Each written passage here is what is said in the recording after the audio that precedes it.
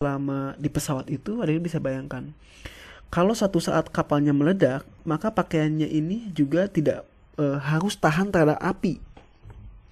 Terus kalau nanti tiba-tiba terjadi perang, pakaiannya juga kalau bisa eh, terhadap perang kimia, contohnya, pakaian ini juga harus bisa melindungi si pilot ini. Juga apabila misalkan selama di pesawat, dia akan mendapatkan radiasi sinar dari matahari. Dia harus mempunyai material yang melindungi tubuhnya sehingga tubuhnya ini aman, tidak rusak. Terus juga selama dia menggunakan pesawat itu, tekanan terhadap tubuhnya sangat tinggi sehingga harus dibuat material yang nyaman, tapi dia juga tidak boleh juga merasa kesulitan dengan material, tapi juga dia harus melindungi. Jadi adik-adik bisa bayangkan, gambar ini adalah bisa bayangkan ketika seorang pilot pesawatnya bermasalah sehingga dia harus keluar, tekanannya pada saat dia keluar itu sangat tinggi sekali. Nah, ini adalah solusi material atau pakaian yang untuk seorang pilot. Jadi material ini dibuat sedemikian rupa dengan memperhitungkan aspek-aspek radiasi sinar matahari lah. Kemudian juga dia tahan terhadap perang kimia kalau terjadi. Dia juga tahan terhadap radiasi panas. Dia juga terhadap radiasi nuklir dia harus bisa. Misalkan dia harus juga menahan tekanan. Kemudian juga adik-adik bisa bayangkan aplikasi tekstil untuk astronot. Seorang astronot yang berada di luar negeri, di mana dia ada di luar angkasa, itu dia akan mengalami perubahan suhu, fluktuasi suhu yang sangat ekstrim sekali, sangat ekstrim suhunya. Sehingga dia harus menggunakan pakaian yang bisa melindungi dirinya dari perubahan suhu yang sangat ekstrim tersebut. Nah, pertama kali tekstil yang dia menggunakan teknologi aplikasi fast change material. Jadi material atau bahan yang dia akan berubah tergantung kepada perubahan di lingkungan sekitarnya. Itu dikembangkan oleh NASA. Kemudian ini tekstil yang saya mulai perkenalan sekarang adalah tekstil komposit. Tekstil komposit ini digunakan banyak untuk kebutuhan teknik. Kalau adik-adik bisa lihat, ini adalah benang-benang yang tersusun demikian rupa. Ini benang yang ke arah sini, kemudian ada benang yang ke arah 90 derajat, ke arah plus 45 derajat, ke arah 90 derajat lagi, ke arah 0 derajat. Ini benang ini diberikan lagi material tekstil yang lain, kemudian dia menggabung satu sama lain.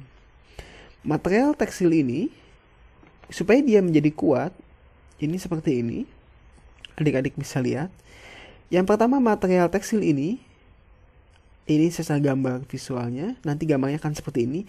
Supaya dia menjadi kuat, nanti material ini akan menjadi kuat seperti ini. Dia akan melalui proses khusus, yaitu diberikannya satu resin atau zat kimia tertentu, zat resin plastik misalkan, dan dia diberikan tekanan pada suhu dan tekanan tertentu, kemudian ditarik, sehingga dia mempunyai sifat kain, tapi dia kuat sekali. Bahkan dalam beberapa hal, material tekstil komposit ini jauh lebih kuat dibandingkan dengan material logam, baja misalkan. Nah, jadi ini adalah contohnya, di mana ini adalah kain. Kain ini kemudian diberikan zat kimia, resin. Resin ini resinnya dipompakan, kemudian nanti bagian percetakan ini diberikan suhu dan tekanan tertentu, sehingga nanti dia menjadi kuat bahannya. Nah, aplikasinya yang tadi saya jelaskan, tekstil komposit tadi, ini contohnya untuk pakaian ski, untuk skiboard. Jadi ini papan seluncur yang ini, dia menggunakan material struktur tekstil multiaksial yang tadi saya jelaskan. Jadi tidak selalu material ini terbuat dari kayu, tapi juga banyak sebetulnya yang terbuat dari struktur material tekstil yang tidak kita ketahui. Ini kan adik-adik bisa bayangkan, ini sangat kuat sekali. Ini orang yang sedang ski, dia menggunakan material tekstil komposit. Belum lagi kalau ada bayangkan pakaian yang dia gunakan kan harus juga tahan terhadap dingin yang sangat ekstrim -derajat. Kemudian juga ini dipakai untuk kebutuhan olahraga di laut. Nah, kemudian juga tadi aplikasi tekstil teknik itu juga digunakan untuk kebutuhan pembuatan bangunan.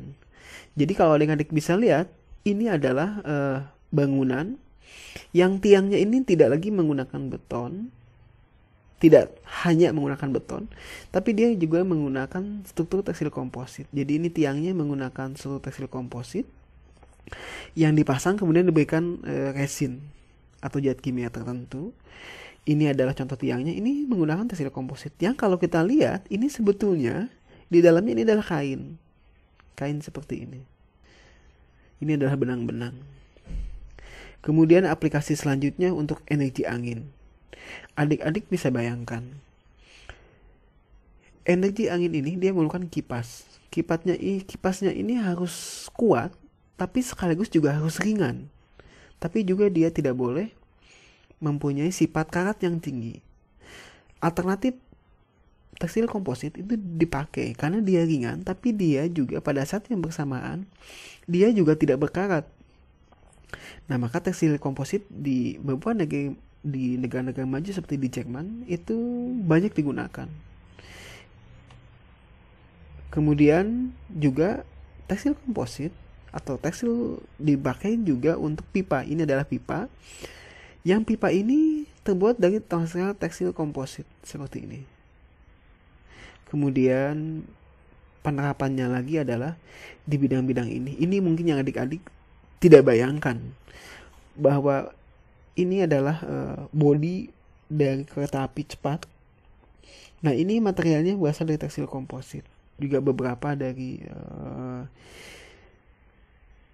kapal laut yang sangat cepat seperti ini. Kemudian ini adalah pesawat Boeing A380.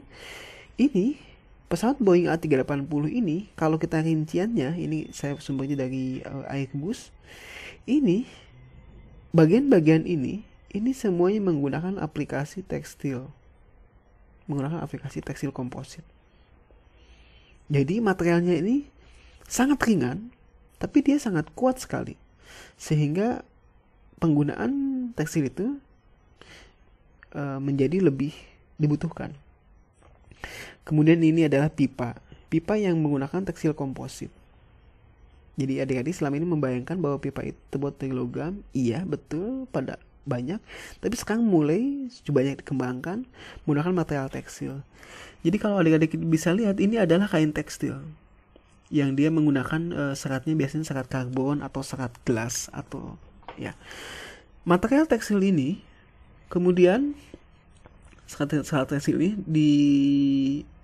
diletakkan pada molding atau tempat untuk mencetak.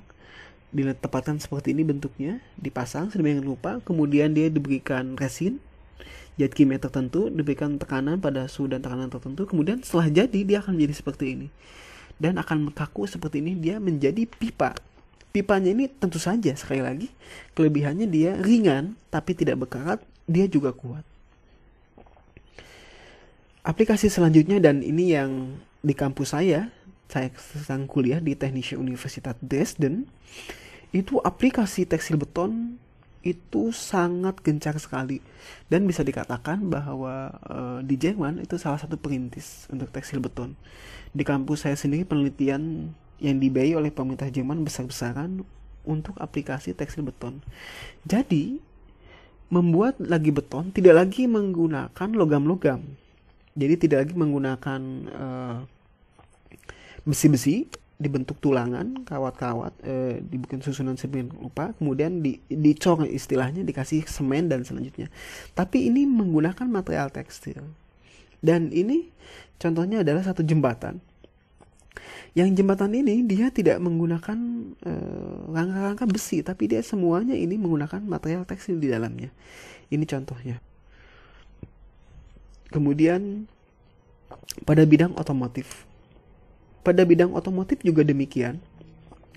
orang ingin membuat satu material yang kira-kira dia sangat ringan. Karena kalau materialnya itu berat,